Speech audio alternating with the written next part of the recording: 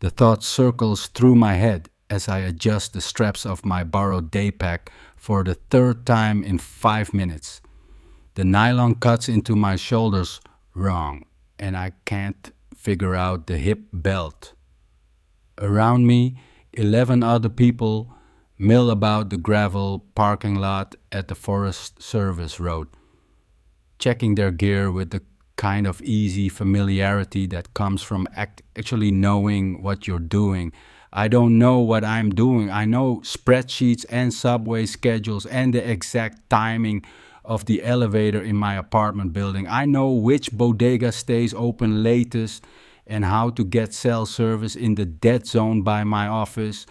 I don't know hiking boots from trail runners, and I definitely don't know why I signed up for this. Because Rachel said you needed to get out more, because your therapist mentioned novel experiences, because you've been living in the same 10-block radius for 3 years and maybe that's not actually living at all. The reasons feel thin now, standing here in the pre-dawn chill with pine trees towering overhead like disapproving aunts. The air smells different than city air, cleaner, sharper, with an undertone of something green and alive that makes my chest feel too small. Or maybe that's just the anxiety. All right, everyone gather round. Our guide, a woman named Janet, with the kind of weathered face that suggests she spent more nights under stars than ceilings, claps her hands together. She's wearing layers that somehow look both practical and effortless, and her boots are caked with old mud in a way that speaks to genuine use rather than fashion. I tug at my pristine hiking pants, bought online 2 days ago, and try to look like I belong. The group forms a loose circle. There's a retired couple from Connecticut, matching hiking poles gleaming in the early light. A trio of college friends home for summer break, all sun-bleached hair and easy laughter. 2 women who might be sisters or might just share that particular brand of confident outdoorsiness that makes them seem related. A nervous-looking guy about my age clutching a guidebook to Pacific Northwest flora. And others, faces that blur together in my peripheral vision as I focus on Janet's instructions about trail markers and emergency protocols. That's when I notice him. He's standing slightly apart from the group, not anti-socially, but not exactly engaged either. Broad shoulders strain against a faded green flannel that's seen better years. A baseball cap pulled low enough to shadow his eyes, the brim curved with the kind of wear that comes from actual use rather than style. He's older than me, mid-30s maybe, with the kind of tan that suggests time spent working outside rather than lying on beaches. His pack is larger than everyone else's, worn leather and canvas, where theirs are bright synthetic fabrics with tags still attached. He's listening to Janet, but his attention keeps drifting to the people around him. Not in a judgmental way, more like he's cataloging, filing away information about who might need help and when. As I watch, one of the college kids, a girl with a massive pack that clearly belongs to someone twice her size, struggles to get the straps settled properly. Before she can ask for help, before she can even finish her frustrated sigh. He's there. Here, he says, and his voice is exactly what I expected. Low, unhurried, with the kind of quiet authority that doesn't need to announce itself. Mind if I... He doesn't wait for an answer, just reaches around her and adjusts the pack with a few efficient movements. His hands are sure and quick, familiar with buckles and straps in a way that suggests this isn't the first time he's helped someone with gear. The girl, Emma, I think her name was, smiles gratefully and bounces on her toes, testing the new configuration. Much better, she says. Thank you. So but he's already moving back to his spot, nodding once in acknowledgement before turning his attention back to Janet. Emma looks after him for a moment, clearly wanting to say more, but something in his posture suggests the interaction is complete. Not rudely, just finished. I find myself staring, and I can't quite figure out why. Maybe it's the contrast. Everyone else seems to be performing some version of themselves, whether it's outdoorsy competence or charming inexperience. He's just present, like he belongs here not because he's trying to belong, but because belonging and not belonging aren't concepts that particularly concern him. Janet finishes her safety spiel and starts moving toward the trailhead. The group begins to string out along the path, some eager hikers pushing ahead, others lingering to take photos of the morning light filtering through the canopy. I find myself somewhere in the middle, still fighting with my pack straps and trying to find a rhythm that doesn't make me feel like I'm about to topple backward down the mountain. The trail starts gentle, winding through second growth forest that Janet explains was logged sometime in the 1960s.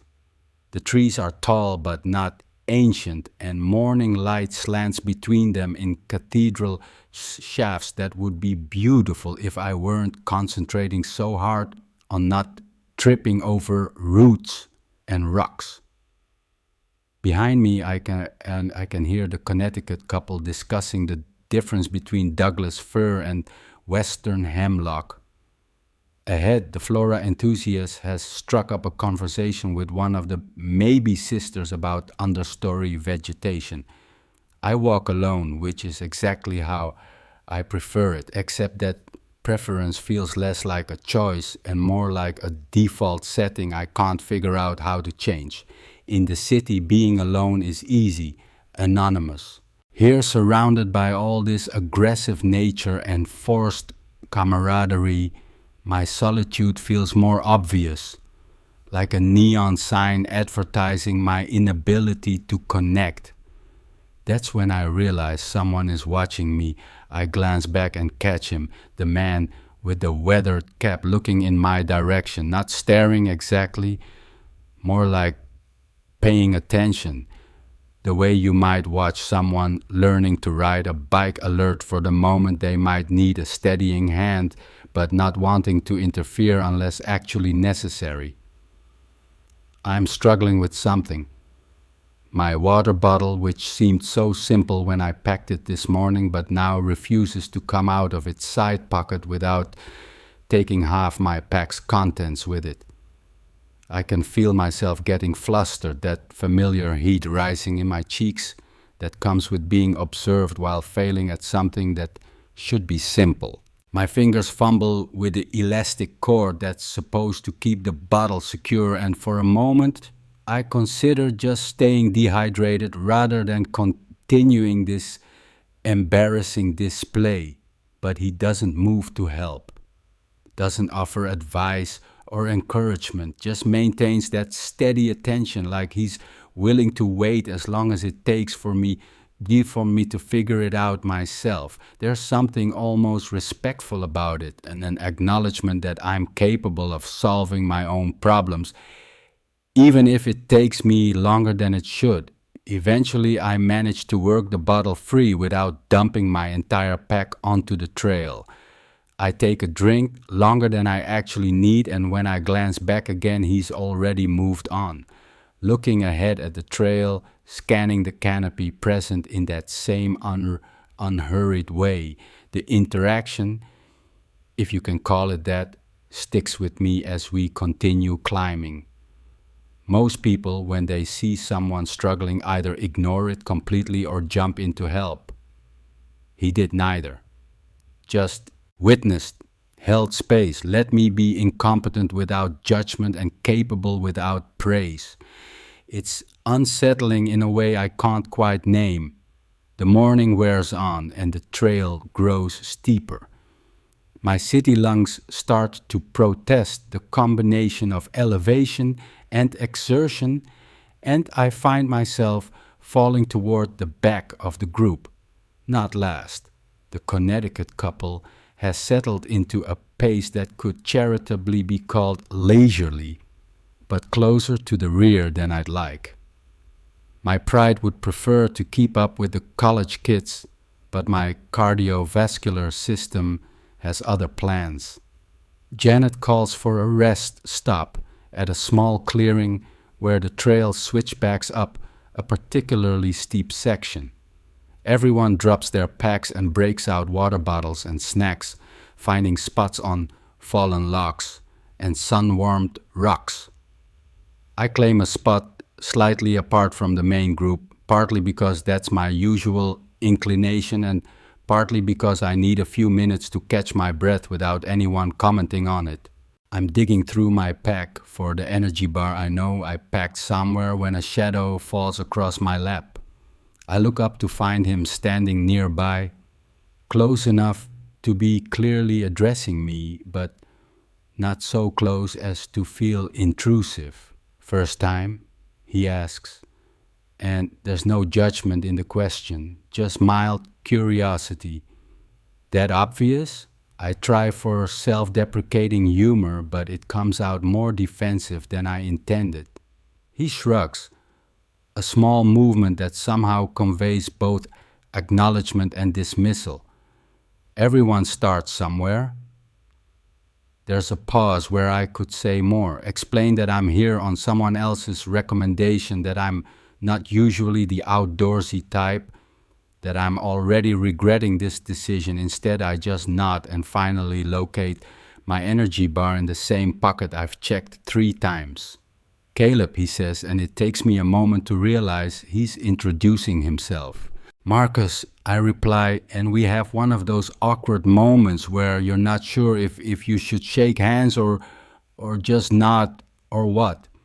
He settles it by touching the brim of his cap in a gesture that's somehow both casual and formal, then moves away to check something in his own pack. The rest break ends and we're back on the trail.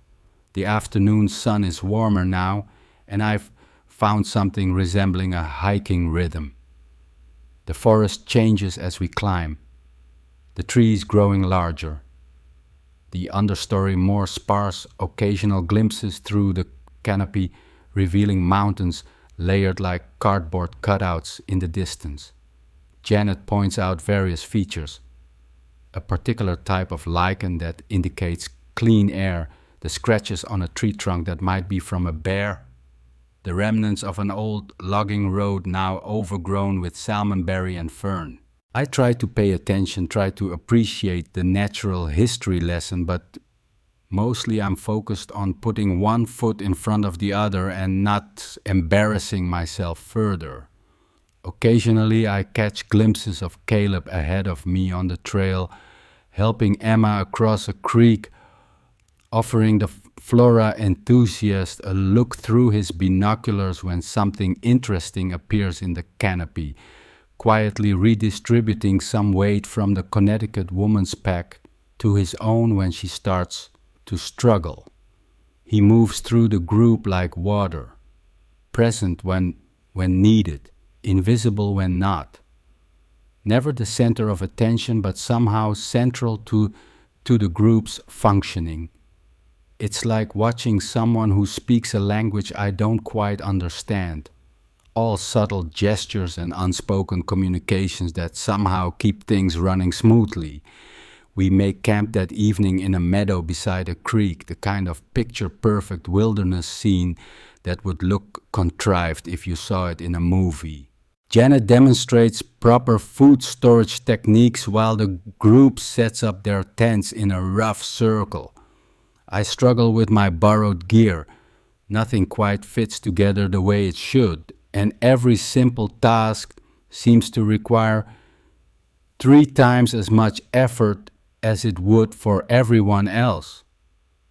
Caleb sets up his tent with the same quiet efficiency he brings to everything else, then moves around the campsite offering help where needed.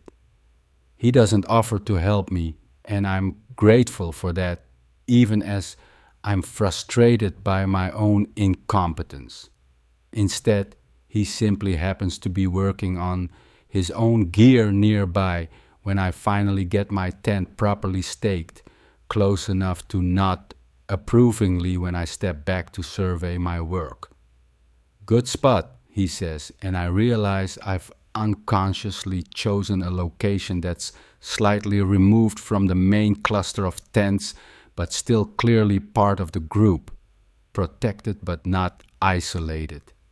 Thanks, I say, though I'm not sure if I chose the spot deliberately or if it just worked out that way. Dinner is a group affair around a small campfire. Janet demonstrates leave no trace principles while everyone shares freeze dried meals and trail mix. The conversation flows easily around topics I can't quite contribute to. Other hikes people have done, gear recommendations, stories of wilderness encounters that range from transcendent to terrifying. I listen more than I speak, which is my usual approach to group social situations, but here it feels less like antisocial behavior and more like participation. Like bearing witness is its own form of engagement. Caleb sits across the fire from me, mostly quiet but occasionally offering a comment or question that draws others out. He has a way of asking about people's experiences that makes them feel heard without requiring him to share much of himself in return. When Emma talks about a backpacking trip in the Cascades, he asks about water sources and wildlife encounters. When the Connecticut couple describes their hiking plans for retirement, he mentions a trail in Vermont they might enjoy. Small contributions that show he's listening without making himself the focus. I find myself watching him in the firelight, trying to figure out what it is that makes him so settled.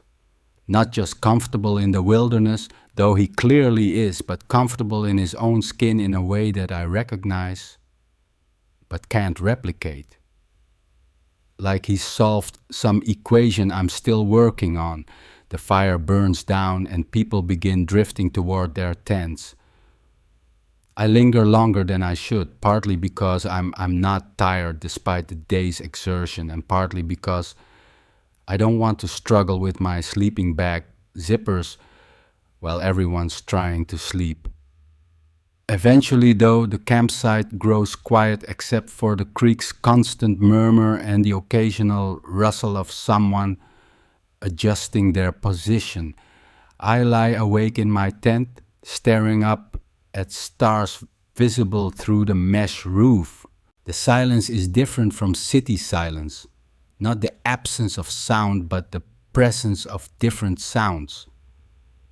Wind in the trees, something small moving through the underbrush, the creek's endless conversation with itself.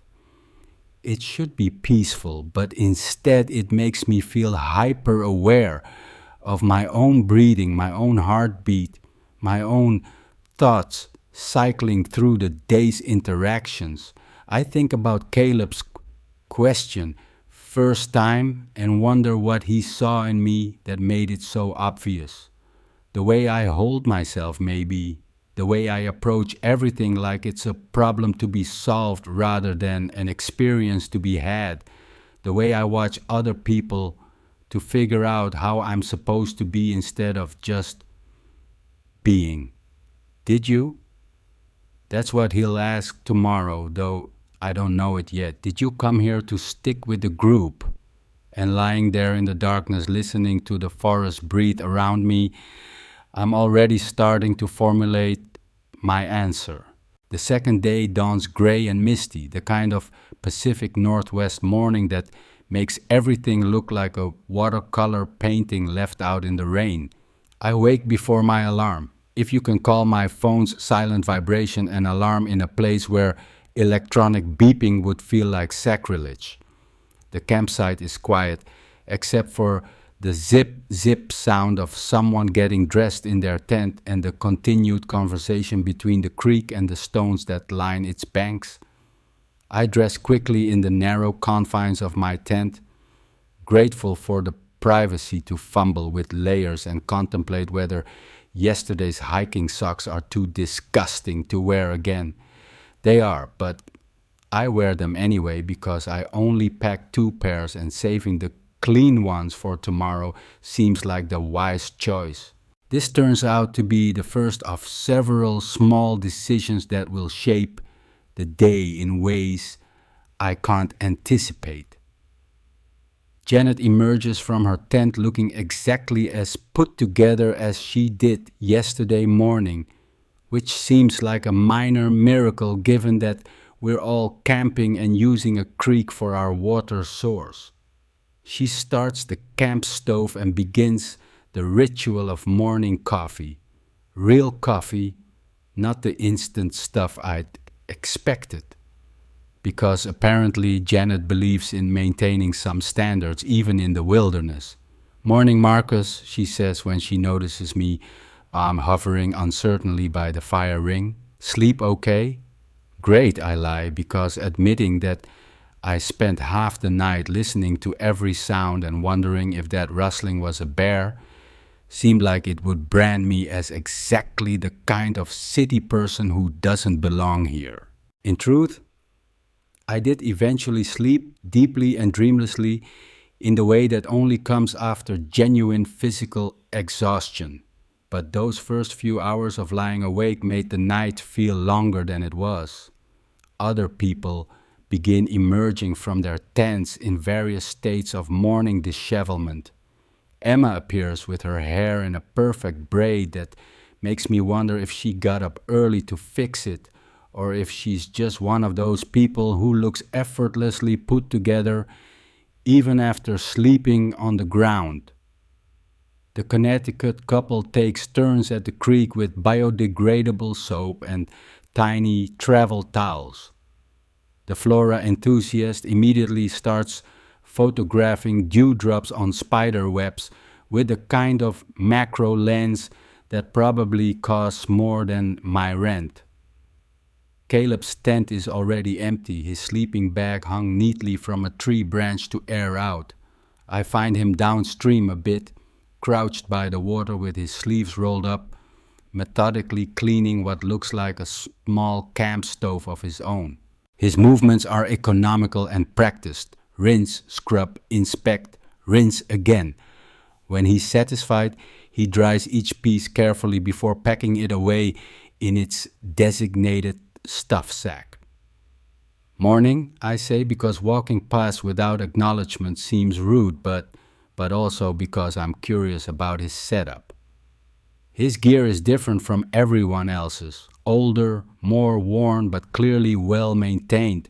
The kind of stuff that's been chosen for function over form and then used enough to be broken in properly. He looks up and nods. "Morning. Coffee's almost ready up there." "Thanks." I hesitate, then ask, "Is that your own stove?" "Back up," he says simply. Janet's got the group covered, but redundancy's good in the backcountry. There's something in the way he says backcountry that suggests this weekend hike barely qualifies for the term in his estimation. Not dismissively, more like he's calibrating his language for his audience. I wonder where he'd rather be, what kind of wilderness he considers worthy of the name. We walk back to camp together. Not talking, but not awkwardly silent either. Just two people moving in the same direction at the same pace, which turns out to be surprisingly comfortable. I'm used to conversations that fill every available silence, or to solitude that's complete and self-contained. This middle ground of companionable quiet is new territory. Breakfast is oatmeal with dried fruit and coffee that's better than it has any right to be.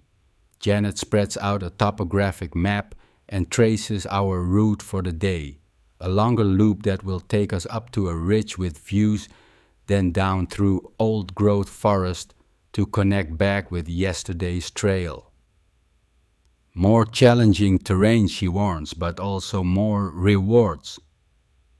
We'll stick together more today, she says, looking around the group with the kind of maternal authority that invites no argument. Yesterday was good for getting your trail legs, but today's got some sections where I want everyone close. Sound good? Everyone nods and makes agreeable noises. I notice Caleb doesn't respond verbally, just continues eating his oatmeal with steady concentration. But he doesn't look concerned by the plan either. More like he's processing the information and filing it away with whatever other considerations factor into his approach to backcountry travel. We break camp with the same organized chaos as yesterday, everyone packing their gear and trying to remember which stuff sack holds what. My system, if you can call it that, is still more about jamming things into available spaces than any actual organization. But at least now, I know which pocket my water bottle goes in. Progress. The trail starts out familiar. The same path we took yesterday, retracing our steps back toward the junction where today's loop begins. But walking a trail in reverse gives it a completely different character. What was a steady climb yesterday becomes a gentle descent. And I find myself noticing things I missed on the way up. The way morning light catches in a particular grove of maples, the geometric pattern of bark on an old-growth stump, the sound different birds make compared to their city cousins. I'm walking near the back of the group again, not because I'm struggling, but because I'm taking my time, stopping occasionally to look at things without feeling like I'm holding anyone up. The pace feels more sustainable today, like I found some kind of rhythm that works with the terrain rather than fighting against it. That's when I noticed the creek. It's not the same creek we camped by. This one's smaller, more musical, tumbling down through moss-covered rocks in a series of tiny waterfalls that catch the light like scattered coins. Janet mentioned it yesterday during her trail briefing, said it was a good spot for a water break and maybe some photos for anyone who was interested. The group is still visible ahead of me, but they're not stopping. Probably planning to take their break at the actual vista Janet mentioned, the place where the trail opens up for mountain views. But something about this creek pulls at me, the way the water moves, the perfect composition of rocks and moss and filtered sunlight. I've never been much of a photographer, but my phone camera is decent, and this seems like the kind of moment I should document. Proof that I was here, that I saw something beautiful instead of just enduring it. I step off the trail and pick my way carefully down to the creek's edge. The rocks are slippery with moisture and I have to concentrate on my footing, but it's worth it when I find a spot where I can frame the shot properly. The water is so clear I can see individual pebbles on the bottom, and something about the way it pools before each little cascade makes me think of Japanese garden design. All natural, but with a sense of intentional composition that seems impossible. I take several photos trying different angles, getting drawn deeper into the process than I expected. There's something meditative about it. The need to really look at something before you can capture it, to notice details that would otherwise slide past unobserved. The way the moss grows in perfect gradients from bright green to deep forest shadow. The way the water sounds different as it moves over stones of different sizes. The way everything seems to exist in perfect balance, even though it's all constantly changing. When I finally look up from my phone, I can't see the group anymore. It takes a moment for this to register as a problem. The trail isn't far away, maybe 30 yards, and it's not like I've wandered into deep wilderness. But When I scramble back up to the path and look in both directions, there's no sign of my fellow hikers. No voices, no movement, no bright synthetic colors of modern hiking gear visible through the trees. I stand there for a moment, trying to decide whether this qualifies as an emergency or just an inconvenience. The trail is well marked, and I remember Janet's briefing about the route we're taking. I could probably catch up if I hurried, or I could continue on the planned path and meet them at one of the designated stopping points. It's not like I'm lost in the traditional sense. I know where I am and where I'm going, but the forest feels different now that I'm alone in it, larger somehow, more present, like it's been patiently waiting for the group to pass through so it could return to its normal business of being itself. Guess we're on our own for a bit. The voice comes from behind me, calm and unsurprised. I turn to find Caleb standing at the trail junction, pack settled comfortably on his shoulders, looking like he's been waiting patiently for me to finish my photo session. "You didn't go with the group?" I ask, though the answer is obvious. He shrugs, the same small movement I noticed yesterday. "Figured you might need some company finding your way back to the loop."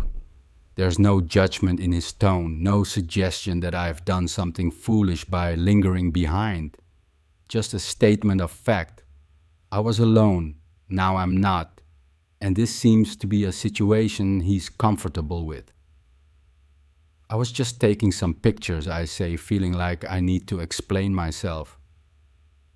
"Good spot for it," he agrees, and I get the sense he's actually looked at the creek, not just glanced at it in passing.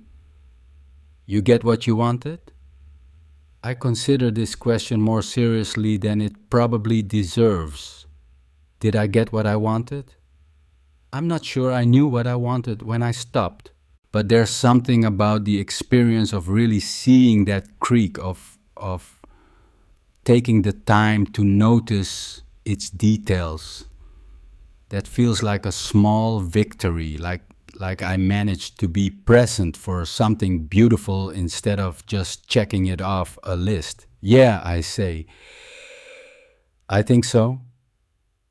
He nods once, accepting this answer without need for elaboration. Then he starts walking, not hurrying but not dawdling either, and I fall into step beside him. For a while we don't talk. The trail climbs gently through a forest that grows more impressive with every switchback, trees that were old when my grandparents were young, their trunks so massive that 3 people holding hands couldn't encircle them. The understory is sparse here, just ferns and sorrel and the occasional fallen log that's become a nursery for smaller trees.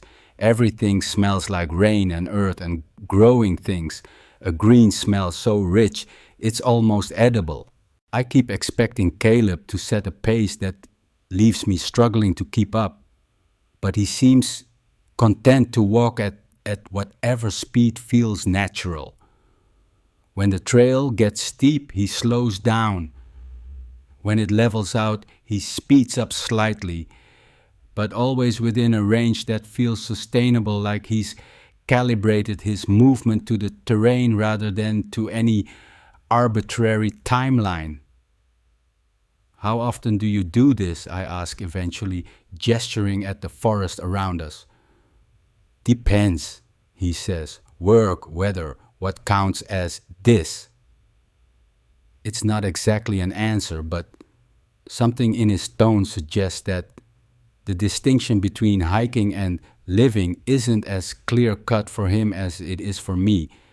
Like wilderness time isn't something he schedules into his life, but something his life is built around. "What do you do for work?" I ask, then immediately worry that I'm being too personal, but he doesn't seem bothered by the question. "Forestry," he says, "some contracting, some restoration work. Depends on the season."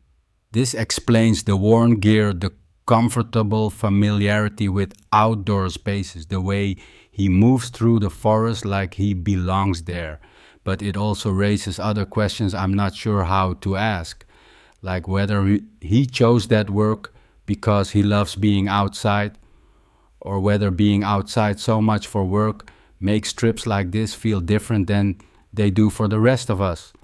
We crest a small rise, and suddenly the forest opens up.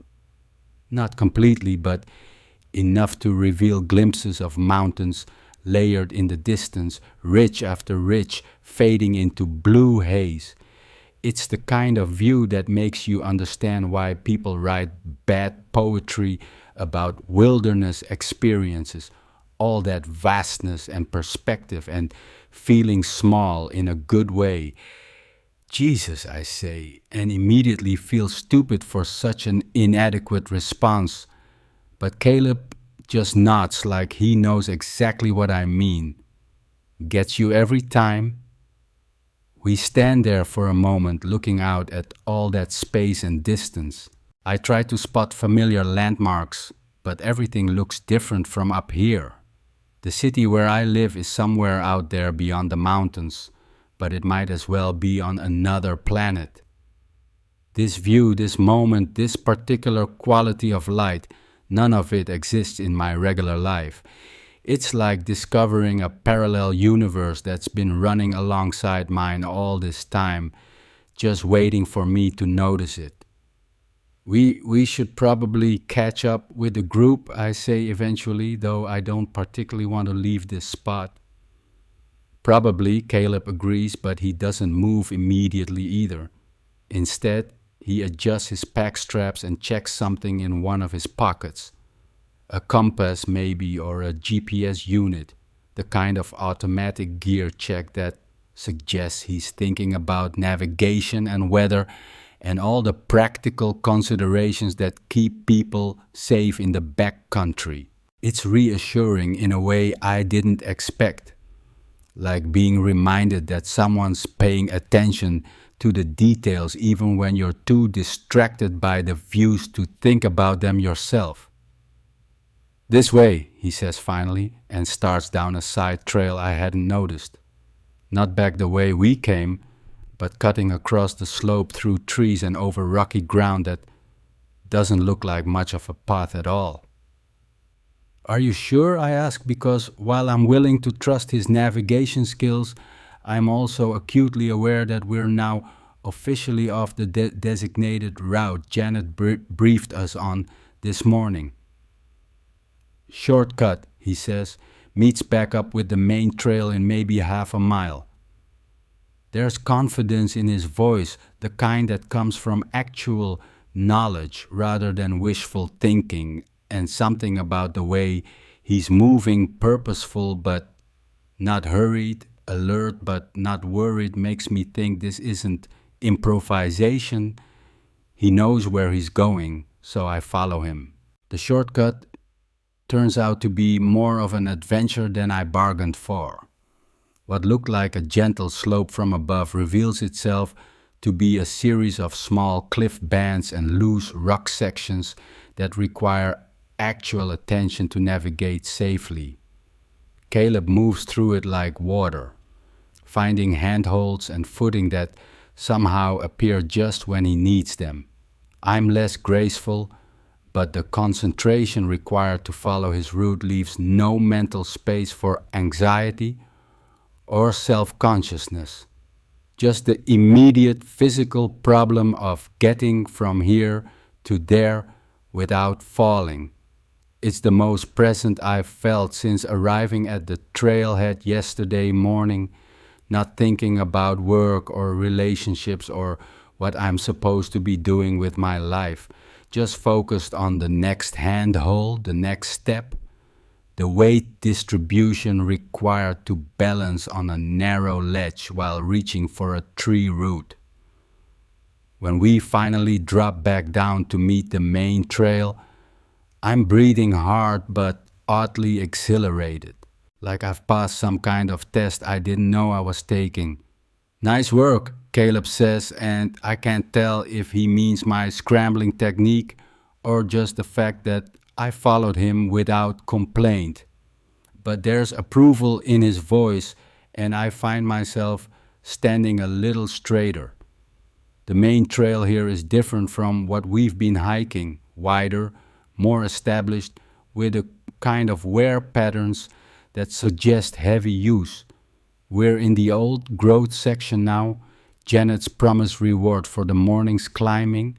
The trees here are genuinely ancient, their trunks disappearing into canopies so far overhead that craning my neck back doesn't reveal where they end. The air feels different too, thicker, richer, charged with the slow green energy of things that have been growing for centuries. How old do you think they are? I ask, running my hand along the bark of a massive cedar. This one? Caleb considers the tree with the kind of attention other people reserve for fine art. Maybe 600-700 years? Some of the bigger ones could be older. The numbers are too large to really comprehend. This tree was here before Columbus, before the printing press, before most of the things I think of as old were even imagined. It puts yesterday's anxiety about hiking boots and energy bars into a perspective that's almost laughable. We walk deeper into the grove, and the sense of being in a cathedral becomes impossible to ignore. Everything is hushed, from our footsteps on the needle-soft trail to the way sound seems to get absorbed by all that living wood. Even the light feels reverent, filtered through layers of green until it reaches the forest floor as a soft, dancing illumination that makes everything look like it's glowing from within. I find myself walking more quietly, speaking in lower tones when I speak at all. It's not that the forest demands reverence, it's too ancient and self-contained to care what I think about it. But something about being surrounded by so much patient, enduring life makes casual noise feel inappropriate. We come to a small clearing where a massive tree has fallen sometime in the recent past. Not recently enough for the wood to still be raw. The trunk is already growing its own garden of moss and ferns and small saplings, but recently enough that the gap in the canopy still feels fresh. Light pours down through the opening and the space has the feeling of an outdoor room, complete with the fallen log as a natural bench. Break time, Caleb suggests, though it's less a question than a statement of intent. He's already shrugging out of his pack. I realize I'm thirstier than I thought and hungrier too. The morning's hiking and scrambling have burned through whatever energy reserves I started with, and the prospect of sitting down in this perfect spot feels like exactly what I need. We settle on the fallen log, a couple of feet apart, close enough for a conversation but not so close as to feel crowded. Caleb pulls out a water bottle and what looks like homemade trail mix, nuts, and dried fruit and maybe some chocolate, though it's hard to tell in the dappled light. I have my store-bought energy bar and a water bottle I've been fighting with since yesterday. For a while, we just eat and drink and let the forest be itself around us. There are bird sounds I can't identify and a distant whisper of wind in the canopy and something that might be a stream flowing somewhere out of sight. All of it layered together into a symphony that's both complex and unified, like listening to music in a language you don't speak but somehow understand anyway. This is better than I expected, I say eventually, and immediately realize how that sounds. I mean, not that I expected it to be bad, just different. Caleb glances at me, and there's something that might be amusement in his expression. What did you expect?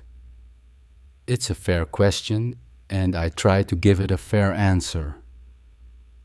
I don't know. More performative, maybe, like everyone would be trying to prove how outdoorsy they are, or constantly taking selfies, or talking about how the wilderness is changing their life. I pause, considering. More like social media, I guess. And instead, it's just I gesture at the clearing, the light, the massive trees surrounding us. It's just what it is. It doesn't need me to have an opinion about it. He nods slowly, like this makes perfect sense to him. That's part of why I like it out here. Things just get to be themselves. There's something in the way he says this that makes me think he's not just talking about trees and birds. Like maybe he's found something in wilderness spaces that's harder to access in the regular world. Permission to exist without performing, without justifying, without constantly calibrating himself against other people's expectations. I want to ask about that, but I'm not sure how to frame the question without making it too personal. Instead, I take another bite of my energy bar and let the silence stretch between us. It's not an uncomfortable silence, more like a natural pause in a conversation that could go in any number of directions.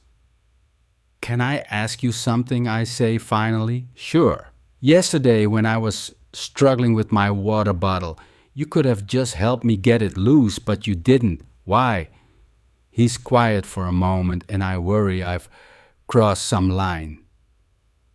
But when he speaks, his voice is thoughtful rather than defensive. I see.